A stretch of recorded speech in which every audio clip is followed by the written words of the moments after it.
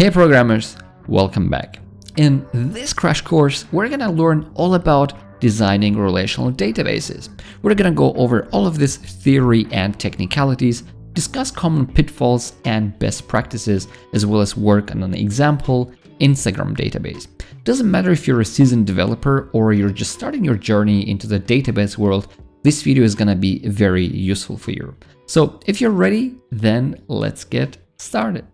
So the process of designing a database would look something like this. We're going to start with theory and concepts, and we're going to go into physical design, which means it's more practical, and we're then going over some topics that lead us to an approval of the design. All right, so we're going to start with the very first one, which is requirement analysis. But here we're going to touch over the basics as well. So what is a relational database? Basically, it comes from math, and the theory that is based upon is the relations between those tables. So for example, the users table, it has a relation to the user's ID in the posts table. Okay, so these two tables have a relation between them, and what connects them is basically the user, or rather its ID. Okay, so this is the relational database, or rather the concept of a relational database. Now, what makes it unique and what actually you need to be careful or aware of when designing one?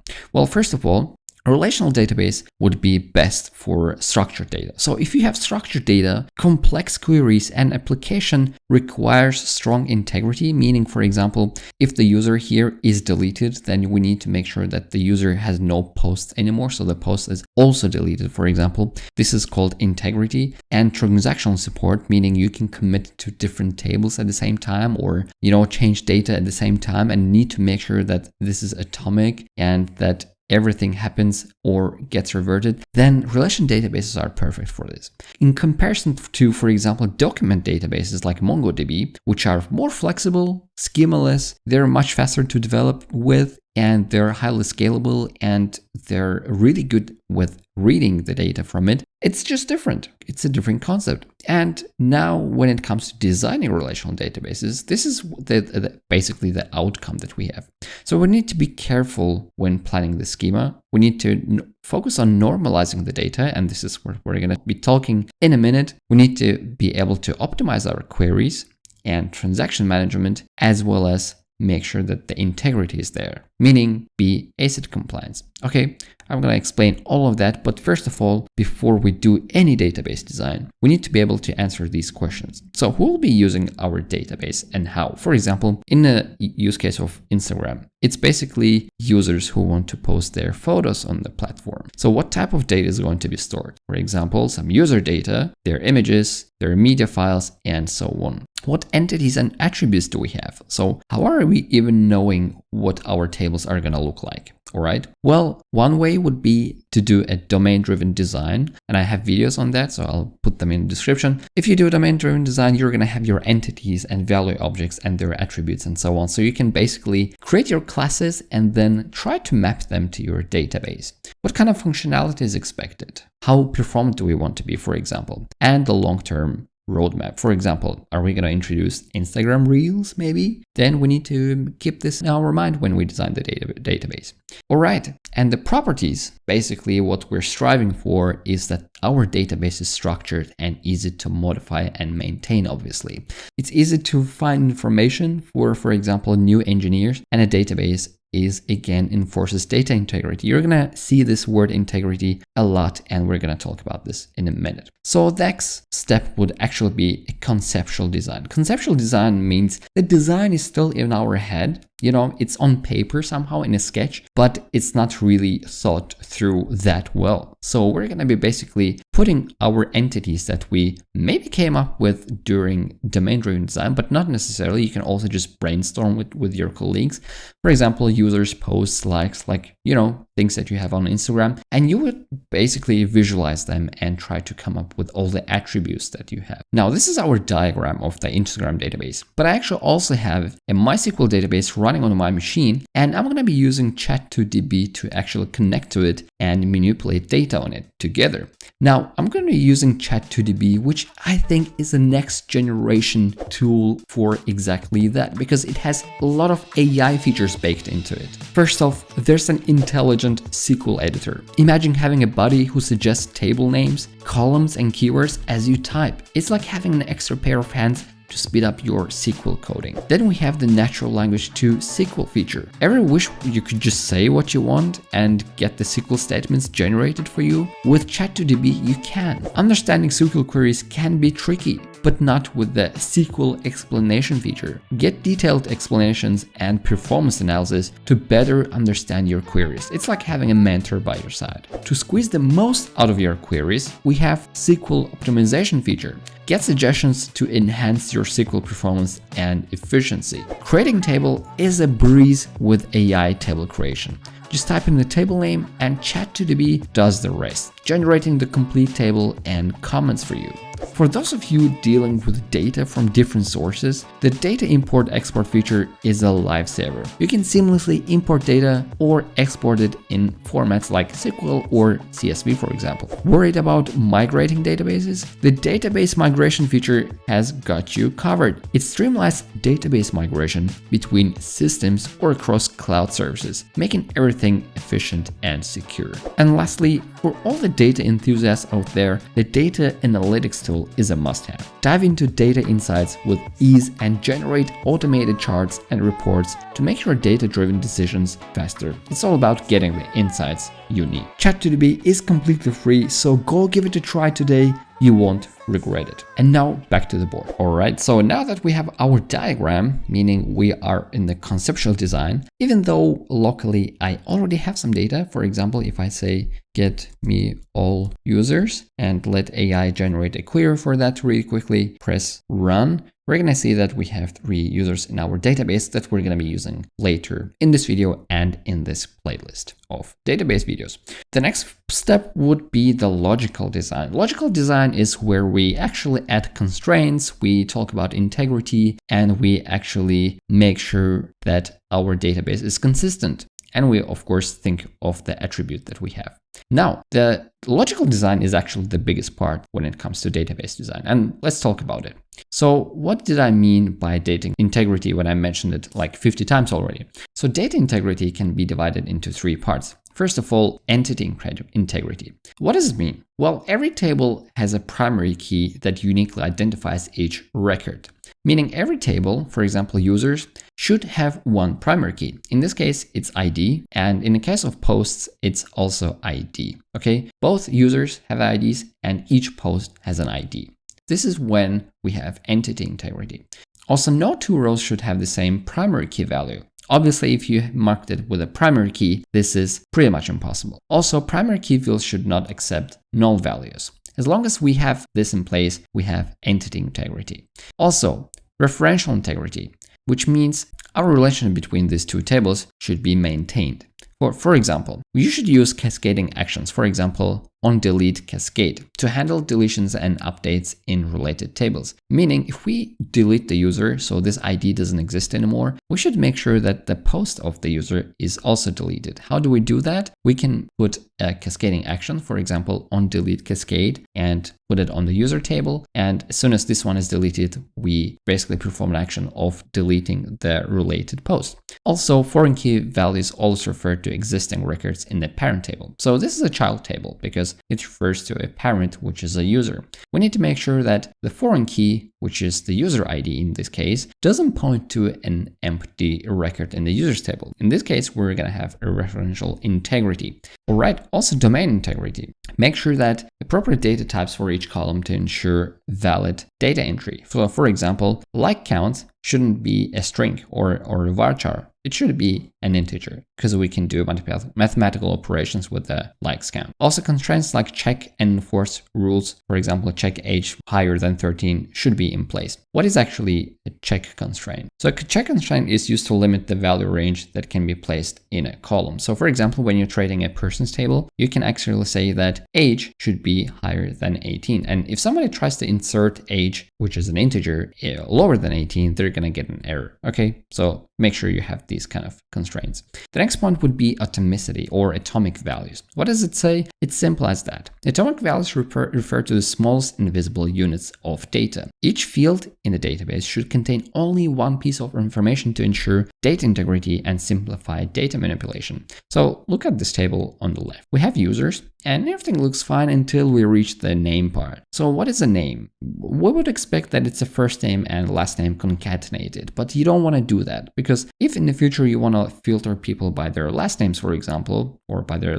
first letters of their last names, or maybe order them by their last names, you would do some shady stuff here. You would have to split the string and do it in an application, but you have to, instead you can have like atomic values, meaning try to divide your rows or like your columns attributes into smallest pieces possible. In this case, it would be first name. Maybe you can also think about adding a middle name column, okay? First name, middle name, which can be null, and last name. And then you're gonna make your life much easier. So just consider that during a logical design. Okay, now the next part would be keys and constraints. This one is pretty much easy if you have taken a database course, but I just want to remind some things that you might need to take into account when designing a database, which would be, for example, when we talk about the primary key, that it should be really unique for each record and it shouldn't change over time. And also try not to make it null. In some databases, think in SQLite, you can still make it null by default, but make sure that you don't. Alternate keys, or rather unique keys, basically make a unique key any candidate primary key that you didn't choose as a primary key. Also unique like primary key, but can normally accept null values. This is a difference between the unique key and a primary key. We also have super key and candidate key. Super key is a combination of columns that uniquely identify a row in a table, and candidate is a minimal super key, meaning one part of the super key, meaning it has no unnecessary or rather other attributes. Also, another interesting point, surrogate key or natural key, which one should you choose? So let's look at our table, for example, users table. This ID is a surrogate key because this ID actually doesn't exist in the world. All right, this is something we came up with. On the other hand, username is a natural key because the user actually decided this username when they were registering. Now, which one should you make your primary key? A username or ID or email? Well, you can say that emails are unique across Instagram and usernames are also unique. And why do we need to create another ID? This is what this debate is about. So surrogate keys, like fake keys, are simple and efficient. Usually integers, which makes indexing and joining tables faster. So this is another plus point for using a surrogate key because you can index them quickly and join tables faster. Also, surrogate keys are generated by the system, maybe like auto increment. So they're not going to change, ensuring data integrity over time. Unique because people can change their usernames, right? And maybe emails. Unique across the table, which is crucial for maintaining relationships between tables, and don't reveal any information about the data itself. Maybe it's good for security and privacy. On the other hand, natural keys, like maybe employee IDs or emails, are sure meaningful and can make the database more intuitive, can be more complex if they're composed of multiple columns, risk of change, as I said. So the answer is always go for surrogate keys. Okay, so generate an ID column with an auto increment unless your data has an inherent uniqueness. For example, you know that your company issues employee IDs that are always going to be random, or that there's a human readable and meaningful identifiers that are also random, and you have a requirement to make them or to make them private as private keys. And also we're going to talk about foreign keys really quickly. So foreign keys ensure that relationships between tables maintain consistent. Obviously, for example, a post must be linked to a valid user and preferably with cascading actions. Also, foreign keys should be indexed to improve the performance of join operations because there are usually joins on foreign keys and indexing would be a good thing. Also, foreign keys should enforce constraints that prevent invalid data from being inserted. That's another good point about foreign keys. Also, not null, check, and default. These are also another constraints. For example, that every record is not null. Check ensures that there are values in a column that satisfy specific conditions that we also saw with the age, and default sets a default value for a column if no value was provided. All right, the next part would be lookup tables. You guys already see that the logical design is like a bigger topic, right? So lookup tables, what are lookup tables? So in the case of Instagram, let's say we have posts, we can have a post type. So instead of putting a type here, we can have another lookup table where we can link an ID here. Actually, this should be post type ID, and the post type ID would carry the varchar for the type. Why do we do that? So this is done to keep the table structure simple. Typically, a lookup table will have an ID column, primary key, like here, and a valid column. Also, make sure that you use meaningful primary keys that are easy to understand and use here. Also, ensure that the data in a lookup table is consistent and accurate by making them unique and non-nullable, and index the ID column. So it's good to index that ID column to make the joins and lookups much faster. All right. And also, last but not least, we're going to talk about relationships and cardinality. So we have three different types of relationships. So one-to-one relationship, meaning one record is, or one column is referencing another column in a different table. So what do you need to know when it comes to that? So you need to ensure that the relationship doesn't negatively impact the performance. But one-to-one relationships can sometimes be merged into a single table if you try hard, so to say. Just think about it. Also, consider if the relationship is optional. If not, every user has a profile and you might use a nullable foreign key. On the other hand, one-to-many, for example, one user can have many posts. Well, we're going to ensure that referential integrity by using foreign keys. This prevents orphaned records. Okay, so the foreign key of the post that refers to the user who made the post is basically this user ID is going to be the foreign key. And indexing the foreign keys on the post, for example, would improve the performance quite a lot, especially on large data sets. And many-to-many, for example, a user can be a part of many groups, and many groups can be assigned to one user. All right. So the lookup tables in this case would be a good thing to do to manage many-to-many relationships. Also, this table will have foreign keys referencing the related tables. All right. Don't forget the foreign keys. All right. So now we talked about the logical design, and it's time for a physical design. The thing is, you can maybe blend the logical design and physical design at some point. And during physical design, if you notice that you missed something, you can always go back to the logical design. Let me just quickly draw that. So you're doing physical design, you're noticing that you're missing some points, you can always go back. And the same is with security, you can always go back to physical design, and testing, you can always go back to these guys. Okay, so it's kind of a loop. Now let's talk about physical design. So when it comes to physical design, we need to make sure that we know what modality is. So modality is when we know how many relationships we have. Okay, we talk about one-to-one, one-to-many, but what is actually many? So you need to clearly define which relationships are mandatory and optional. Also, properly defining modality helps in setting up the correct constraints, okay? And also, enforcing constraints at a database level ensures that invalid data cannot be inserted. For example, the user ID in the post should not be null, okay? Now, another very big topic, and I will link a really good video on this, is basically normalization. So there are 5 types of normalization, or like 5 forms rather, but the first 3 are already guaranteeing you a good database design. Let's talk about this. So the first normal form would give you some constraints or like some requirements that you need to comply with. As soon as you comply with these, you can already start with the second normal form, and doing the second one already assumes that you are complying with the first one. So let's take a look. The first one says, using row order to convey information is not permitted. Meaning, if you insert data in your database, you cannot expect that the way you inserted data into it is basically going to be returned. And there's no order. You need to have some data to order by. Also, mixing data types with the same column is not permitted. You cannot put strings and integers into the same column and expect this to work properly.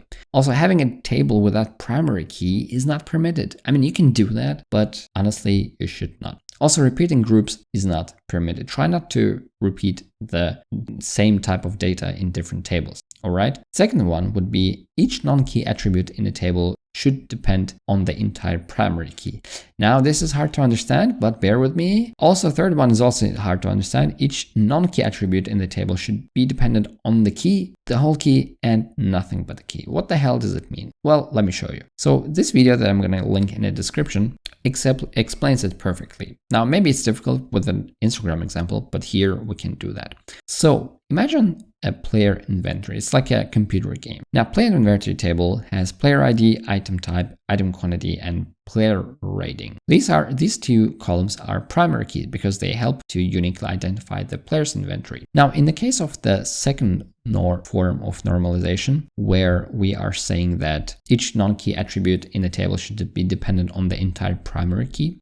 What do we mean by that? For example, item quantity, player rating, both of them are non-key attribute, meaning they're not unique, they're not primary key or foreign keys.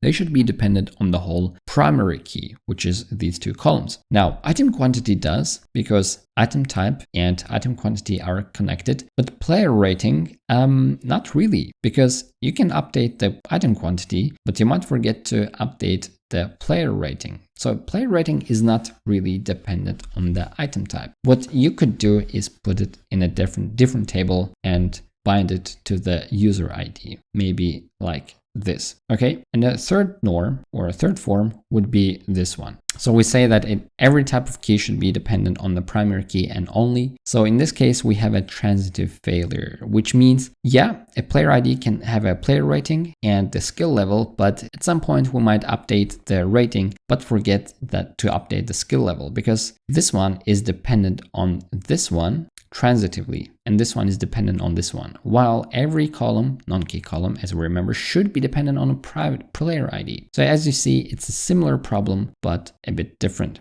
So when it comes to normalization, check out that video. I think it's going to help you a lot. And this is the kind of checklist that you need to go through to normalize your database.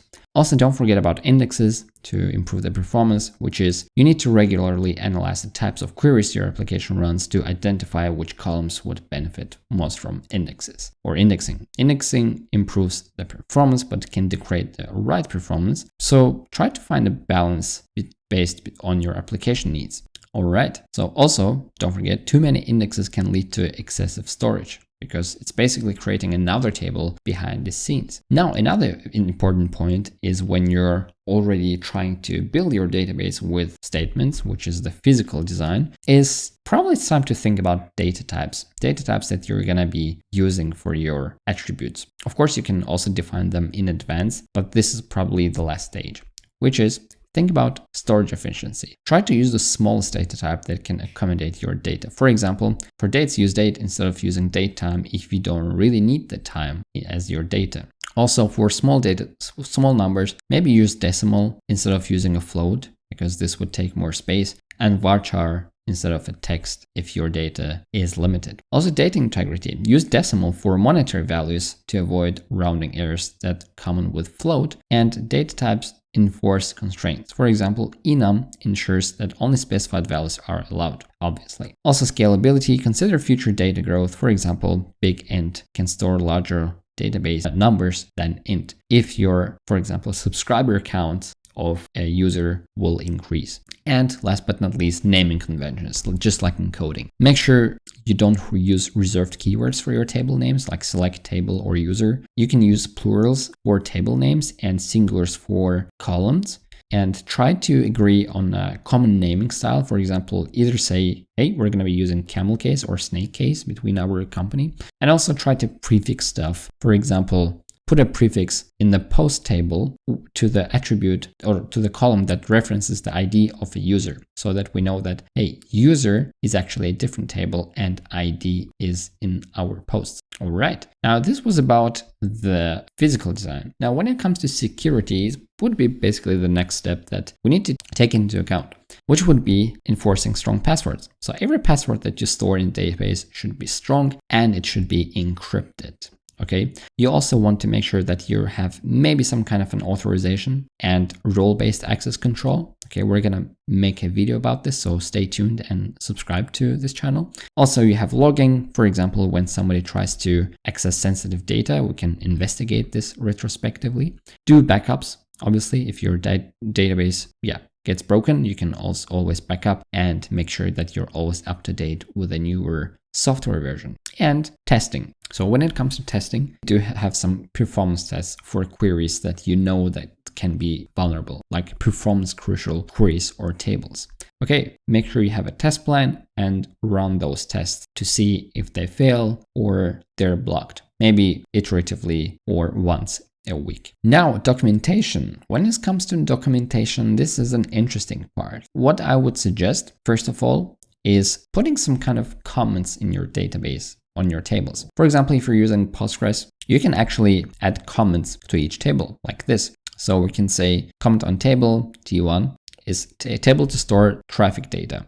So when you're going to access this table, do select start from description. We're going to get this. Okay. Also, you can use open source platforms like Amundsen, which lets you visualize your database in a really great way. Also, you can use any other documentation websites like Notion. And my personal suggestion would also be Chat2DB to generate some reports from this, because as I said earlier, it's able to do that with AI, which means you will spend minimal amount of time. All right, guys, that was it. If you think I missed something and you want me to cover in any future video, let me know down in the comments below. I wish you a great time and I'll see you in the next one. Goodbye.